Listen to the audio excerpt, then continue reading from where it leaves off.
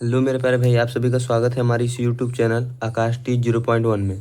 तो जैसा कि हम आपके लिए एलसीएम और एचसीएफ लेकर आए हैं बहुत ही आसान तरीके से। वनडे एग्जाम में सभी आप जानते हैं पूछा जाता है एलसीएम और एचसीएफ, या तो किसी क्वेश्चन में भी देखेंगे आप ले जाके कैलकुलेशन में लास्ट में ले जाके एलसीएम और एचसीएफ आपसे पूछ देता है। तो एकदम वन वीडियो में ही एलसीएम और एचसीएफ आपको समझ में आ जाएगा। तो चलिए पहले हम एलसीएम पढ़ते हैं। ऐसी छोटी से छोटी संख्या जो दी गई संख्याओं से पूर्णतः विभाजित होती है।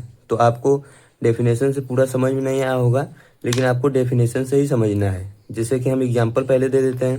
जैसे कि मान ले कोई संख्या है 8 है और 12 है, 8 और 12, ठीक है। तो पहले इसका फुल फॉर्म जान लीजिए। लोएस्ट कॉमन मल्टीपल इसे कहते हैं, lowest common multiple. Lowest common multiple इसे कहते हैं। तो जैसे कि लोएस्ट कॉमन मल्टीपल का क्या मतलब है? मल्टीपल मतलब गुणज, मल्टीपल मतलब गुणज कहते हैं। तो 8 का गुणज क्या हो जाएगा?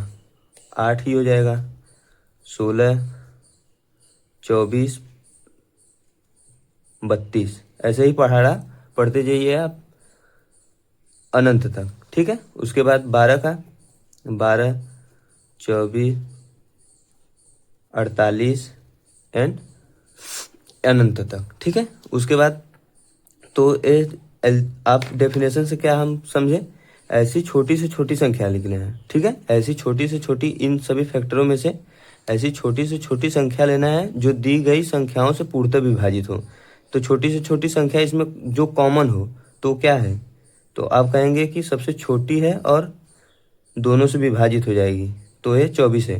तो इसका कहने का मतलब ऐसी छोटी से छोटी संख्या जो दी गई संख्याओं, यानी ये दी गई संख्या है, ये दी गई संख्याओं से पूर्णतः विभाजित हो जाए, ठीक है।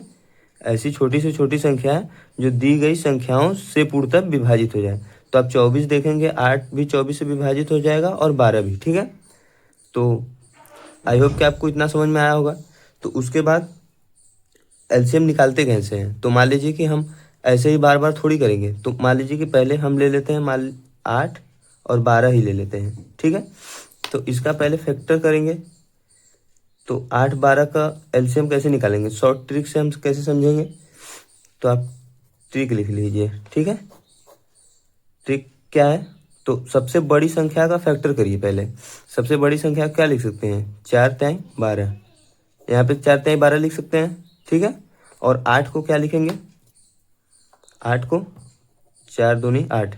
तो आप देखिए पहले ये हमारा मेन है, ठीक है। इसको मेन पे रखिएगा, इसको एम लिख दीजिए, मैन। तो इसमें देखेंगे आप कि 4 इसमें आ गया ऑलरेडी। 12 में जो है 12 का फैक्टर है 4, तो 4 आ गया। तो यहाँ पे 4 हम नहीं लेंगे, 4 नहीं लेंगे, ठीक है, क्योंकि 4 यहाँ पे है। 4 नहीं लेंगे, 2 नहीं है, यहाँ पे देखिए कहीं भी 2 नहीं है। तो 2 से मल्टीप्लाई कर दीजिए। जब 2 से मल्टीप्लाई कर देंगे के, तब जब पूरा मल्टीप्लाई करने के आप देखेंगे 4 तिहाई 12, 12 दूना के 24, और यही आपका एलसीएम है।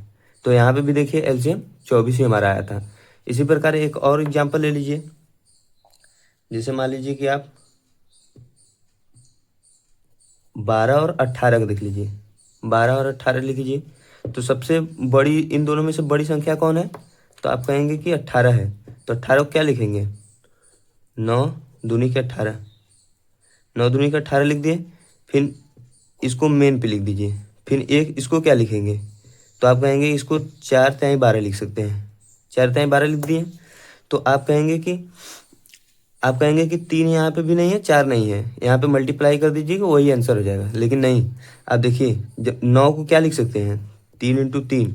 तो इसमें 3 है तो 3 को नहीं लेंगे यहाँ पे, समझे? समझे आप? जैसे कि इसमें 3 इंटू 3 से ही 9 बनता है, 3 त्रिक के 9। तो यहाँ पे आप 3 को नहीं लेंगे, इसमें 3 को नहीं लेंगे, तो इसको कट कर दीजिए। तो आप कहेंगे कि 4 नहीं है तो 4 ले लीजिए, लेकिन नहीं, 4 को भी नहीं लेंगे। 4 को क्या लिख सकते हैं आप? 2 इंटू 2। तो 1 2 यहाँ पे ऑलरेडी है, ठीक है। 1 2 ऑलरेडी है, लेकिन 1 2 नहीं है, तो 1 2 को बस लेंगे।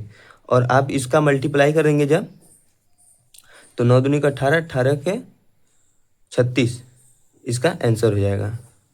और यही इसका एलसीएम है। तो ये आप समझे समझे आप?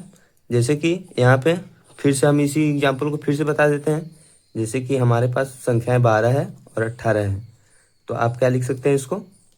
आप इसको लिख सकते हैं 9 दूनी के 18। तो हमने बताया इसको मेन पे रखना है, इसको मेन लिख दीजिए। आप लिखिए चाहे मत लिखिए, अपने मन में बस मान लेना है मेन, ठीक है। इसका फैक्टर ये हो गया। तो आप 4 × 12 को क्या लिख सकते हैं? सॉरी, 12 को 4 जब 12 लिखेंगे ना, तो आप कहेंगे कि 3 भी नहीं है यहाँ पे, 4 भी नहीं है, तो दोनों को मल्टीप्लाई कर दीजिए। लेकिन नहीं, इसमें चूंकि 3 है, इसमें 3 3 3 है, दिख रहा है आपको? 3 3 3 है, तो इसको नहीं लेंगे, इसको कट कर देंगे। और फिर 4 को क्या लिख सकते हैं आप? 2 × 2। तो यहाँ पे भी 2 भी यहाँ पे उपलब्ध है, तो 2 नहीं लेंगे और 2 से मल्टीप्लाई कर देंगे, तो इसका जो एलसीएम है वो 36 आ जाएगा। ठीक है, आई होप कितना समझ में आया होगा आपको। तो हम कुछ और एग्जाम्पल लेते हैं एलसीएम पे।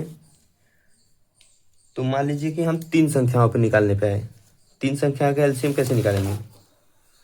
तो मान लीजिए कि हमारे पास संख्या है 9, कितना मान ले हम?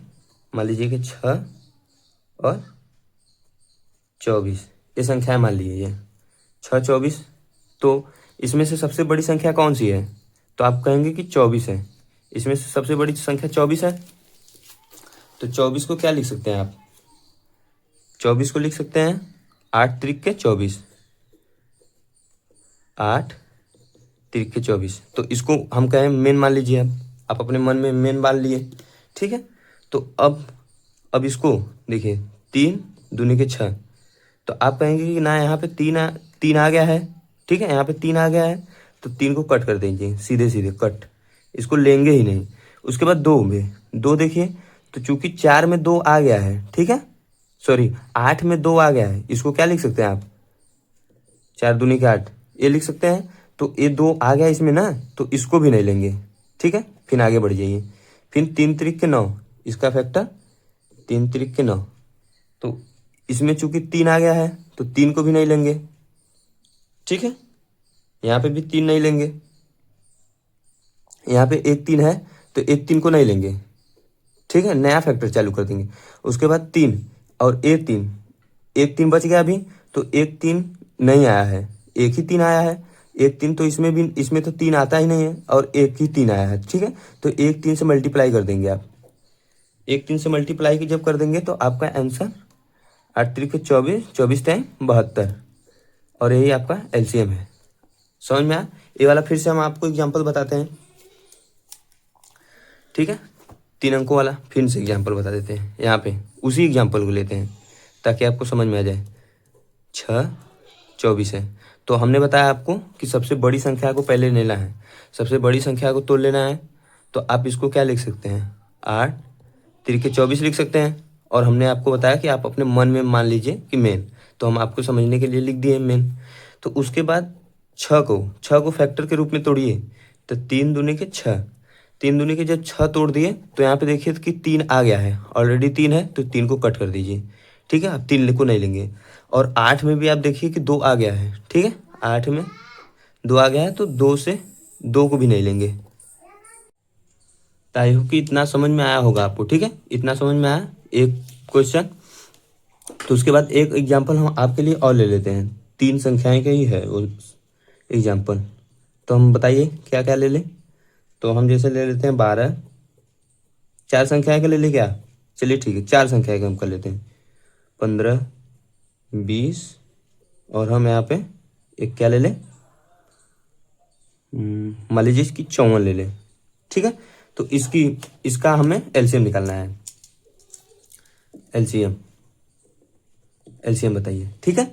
तो हमने सबसे पहले बताया आपको सबसे बड़ी संख्या का फैक्टर करना है। तो आप यहाँ पे ये नहीं कि 9 × 54 हम कर दिए, तो आप उसका कुछ और नहीं कर सकते हैं। तो हम जैसे हम कहें कि 9 × 54, ठीक है, 9 × 54 इसको मेन कर दिए हैं। तो आप इसको और भी कुछ कर सकते हैं, जैसे कि एक किससे विभाजित है,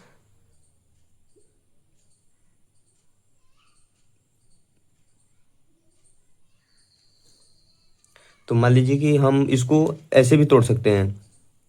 कैसे? तो इसको लिख सकते हैं आप क्या, 2 2 दूनी के 4, 2 7 14, ठीक है। तो इसको आप ऐसे भी लिख सकते हैं, हम एक तो एग्जाम्पल बता रहे हैं आपको। इसको ऐसे भी लिख सकते हैं आप इसको ऐसे भी लिख सकते हैं, तीन, तीन एकम तीन, तीन आठ 24, ठीक है। ठीक है, इसको ऐसे भी लिख सकते हैं। इस तरह के फैक्टर में भी आप तोड़ सकते हैं, अपने स्वतंत्र हैं आप। तो हम जैसे 9×54 लिखा ना, तो आप ऐसे भी लिख सकते हैं इसको, इसको ऐसे भी लिख सकते हैं। तो यहाँ पे देखिए हमने 8×3 = 24 यहाँ पे लिखा है, तो आप इसको 12×2 = 24 भी लिख सकते हैं। ठीक है, इस प्रकार से आप कुछ भी लिख सकते हैं आप अपने हिसाब से। तो इसको मेन मान लिए हम।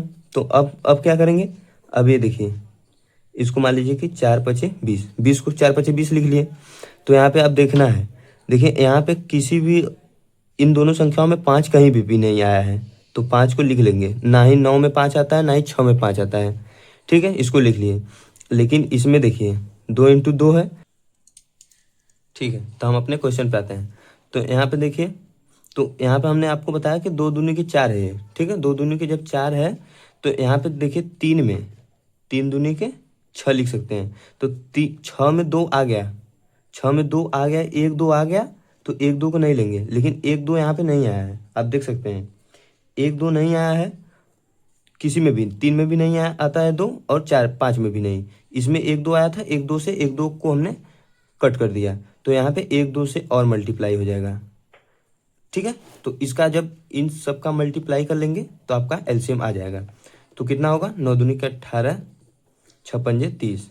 ठीक है, तो ये पूरा आपका, थोड़ा सा ऊपर कर लीजिए, 540 एलसीएम, और यही आपका एलसीएम है। आई होप कि ये समझ में आया होगा, अब समझ में आ गया होगा आपको एलसीएम। ठीक है, तो लेकिन हम अपने लिए एक ठो और आपको करवा देते हैं। जैसे कि हम यहीं पे ले लें, क्या ले लें बताइए आप। मान लीजिए कि आप ले लीजिए कि 14, 21, 35। मान लीजिए कि हम एक ले लिए, तो आप इसको बताइए क्या लिख सकते हैं। 5×7 = 35, ठीक है। 7×5 = 35, कुछ भी आप लिख सकते हैं। ठीक है, तो इसको हम मान लीजिए कि 7×5 = 35, इसको लिख दिए। और इसको हमने बताया आपको अपने मन में मेन मान लेना है, मेन।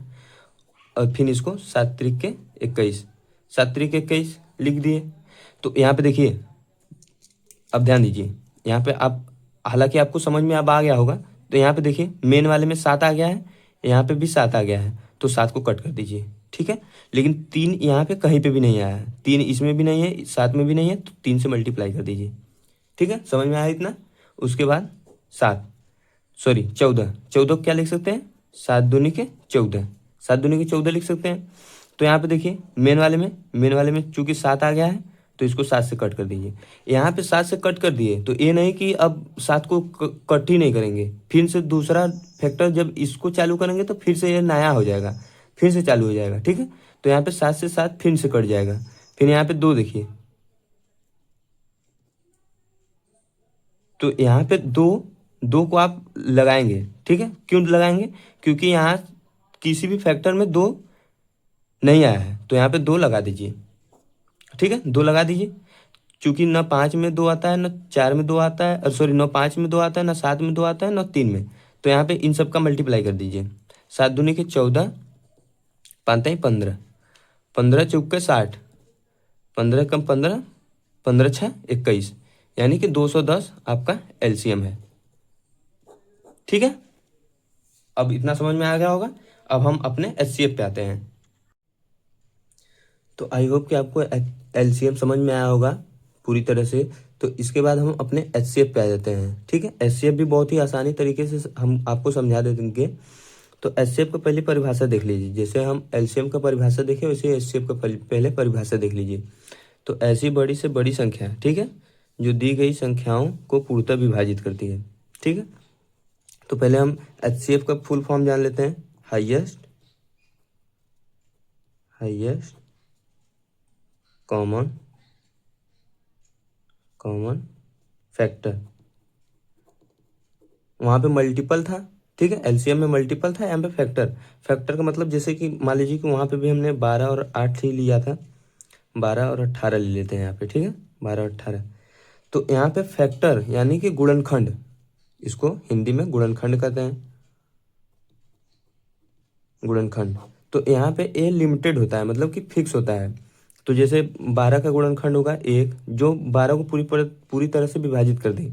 तो 2 12 को विभाजित कर देगा, 3 भी कर देगा, 4 भी कर देगा, 5 नहीं करेगा, 6 कर देगा, 7 8 9 10 11 और 12, वह संख्या, सभी संख्या खुद से विभाजित हो जाती है। ठीक है, तो ये इसका फैक्टर हो गया। इसके बाद इसके अलावा कोई भी 12 का और फैक्टर नहीं हो सकता। इसी प्रकार 18 का एक हो जाएगा, एक सबका फैक्टर होता है, 2 हो जाएगा, 3 भी हो जाएगा, 4 नहीं होगा, 5 भी नहीं होगा, 6 नहीं होगा, 6 हो जाएगा सॉरी, 7 नहीं होगा, 8 नहीं होगा, 9 हो जाएगा, 10 11 12 13 14 15 16 17 18, डायरेक्ट अब 18 होगा। ठीक है, तो एक फैक्टर हो गया। तो इसका कहना है मतलब कि ऐसी बड़ी से बड़ी संख्या जो दी गई संख्याओं को पूर्णतः विभाजित कर दे। तो मतलब इसका कहने का मतलब ये है। तो इसमें से देखिए सबसे बड़ी संख्या क्या है जो दोनों में कॉमन हो। तो इसमें से सबसे बड़ी संख्या कॉमन हमको ये 6 नजर आ रहा है। तो इसका हम कहने का मतलब ऐसी बड़ी से बड़ी संख्या जो दी गई संख्याओं को पूर्णतः विभाजित कर दे। यहाँ पे को, ठीक है, को विभाजित कर दे। वहाँ पे क्या था, दी गई संख्याओं से पूर्णतः विभाजित हो जाए। तो यहाँ पे दी गई संख्याओं को पूर्णतः विभाजित कर दे। एलसीएम एलसीएम में क्या था कि दी गई संख्याओं से पूर्णतः विभाजित हो जाए। तो यहाँ पे ऐसा नहीं है, को विभाजित कर दे। तो यहाँ पे आप देखेंगे कि 6 इसको भी विभाजित कर देगा, 6 इसको भी विभाजित कर देगा। एलसीएम में हमें सबसे छोटी संख्या कॉमन लेना था, तो यहाँ पे 2 ले लेते हैं एलसीएम होता तो, लेकिन यहाँ पे एचसीएफ है तो सबसे बड़ी संख्या लेंगे। ठीक है, आई होप कितना समझ में आया होगा। तो इसका ट्रिक क्या है, ट्रिक से हम समझ जाएंगे कि इसका क्या होगा। जैसे मान लीजिए कि हम 12 और 18 का ही एग्जाम्पल ले लेते हैं। तो आप पहले 12 और 18 कॉमन लेने आता है आपको, तो एक कॉमन लेने। तो मान लीजिए कि यहाँ पे हम पहले छोटी संख्या से शुरुआत करते हैं, 2 कॉमन ले लिए। तो 2 6 12, 2 9 18, ठीक है, दो कॉमन हो गया। तो यहाँ पे अब इसमें से कुछ कॉमन आ सकता है, हाँ, आप कहेंगे 3, 2 इंटू 3, 3 दूनी के 6, 3 त्रिक के 9। ठीक है, तो यहाँ पे जब ये दोनों मल्टीप्लाई होगा तो कितना हो जाएगा, 6। और यही आपका एचसीएफ है। जब तक कि कॉमन लेना है, दो संख्याएं हैं तो जब तक कॉमन लेना है, जब तक कि ये दोनों सहअभाज्य संख्या ना आ जाए। सहअभाज्य पूर्णांक, सहअभाज्य क्या है, जो इन दोनों में से कोई भी कॉमन हो। जैसे 2 3 में कुछ कॉमन नहीं है, 5 7 में कुछ भी कॉमन नहीं ले सकते आप, तो इसको को प्राइम कहते हैं, को प्राइम। और इसको सहअभाज्य कहते हैं हिंदी में, सहअभाज्य। ठीक है, सहअभाज्य पूर्णांक है। तो जब तक कॉमन लेना है, जब तक कि यहाँ पे प्राइम यानी कि को प्राइम ना आ जाए। तो यहाँ पे देखिए 6, जब आपका 6 एचसीएफ आ गया, यहाँ पे भी 6 ही एचसीएफ था। ठीक है, इसी प्रकार एक संख्या हम और ले लेते हैं। मान लीजिए कि 30 और 45 ले लिए, 30 45 ले लिए। तो इसका क्या होगा, तो मान लीजिए कि 15 दूनी के 30, 15 त्या 45।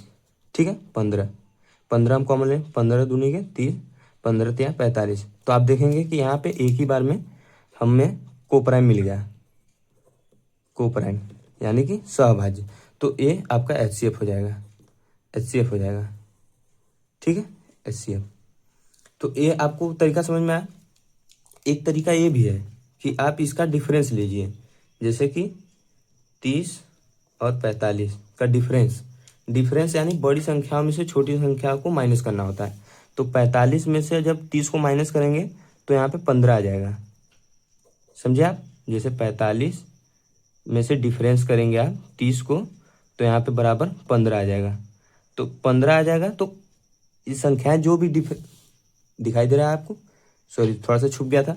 तो 45 और 30 का जब हम डिफरेंस करेंगे तो 15 आ जाएगा।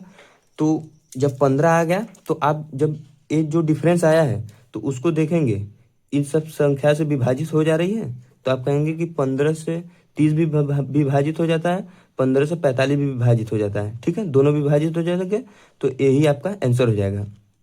इसी प्रकार यहाँ पे देखिए 12 और 18, 12 18 में, तो इसका 18 का डिफरेंस लीजिए और 12 का, तो इसका क्या आ जाएगा डिफरेंस, आप देखेंगे कहेंगे कि 6 ही आ जाएगा। ठीक है, 6 आ जाएगा। तो अब 6, जब 6 आ गया तो इसको विभाजित कीजिए 6 से, पूरी तरह से विभाजित हो जाएगा। इसको विभाजित कीजिए 6 दूनी के 12, ये भी पूरी तरह से विभाजित होगा। तो 6 ही आपका आंसर हो जाएगा यहाँ पे HCF यानी। ठीक है, और यहाँ पे भी 6 HCF आया था, यहाँ पे भी 12 HCF है, और यहाँ पे भी 6 ही HCF आया था। तो एक एग्जाम्पल हम ले लेते हैं, एक एग्जाम्पल से आपको हम पूरी सभी तरह का जो भी अभी तक बताएं सब क्लियर हो जाएगा। तो मान लीजिए कि हम आपका एग्जाम्पल ले लिए, ठीक है, 24, 36 और 60 का HCF निकालिए। तो हम जब आपका एग्जाम्पल ये ले लिए तो आप देखिए कि हमने आपको बताया, तो हमने आपको बताया कि यहाँ पे कोई भी का डिफरेंस ले लीजिए। तो मान लीजिए कि हम 36 और 12 का डिफरेंस ले लेते हैं, तो यहाँ पे 12 आ गया। तो जब ये संख्या 12 आ गई ना, तो जब ये 12 संख्या आ गई तो इसको तीनों में विभाजित करके देखेंगे क्या 12 तीनों संख्याओं से डिवाइडेबल है, डिविजिबल। तो 12 दूनी की 24, 12 तेईस 36, 12 पंजे 60 ये होता है, आप जानते हैं। तो जब 12 सबको विभाजित कर दे रहा है तो यही HCF है आपका। हम एक और ले लेते हैं, मान लीजिए कि कभी ऐसा आ जाए कि ये न विभाजित हो, तब क्या करेंगे, तब इसका भी फैक्टर करेंगे। जैसे कि यहाँ पे 2 को कॉमन ले लेंगे तो 6, तो 6 से देखेंगे, उसके बाद 6 से देखेंगे तो कि 6 से तीनों संख्या विभाजित होगी तो वो HCF हो जाएगा। हम एक एग्जाम्पल ले लेते हैं, उससे आपको बेहतर तरीके से समझ में आ जाएगा। जैसे कि मान लीजिए कि 18, मान लीजिए कि 18, 30 और 42 है। तो इसका HCF निकालना है।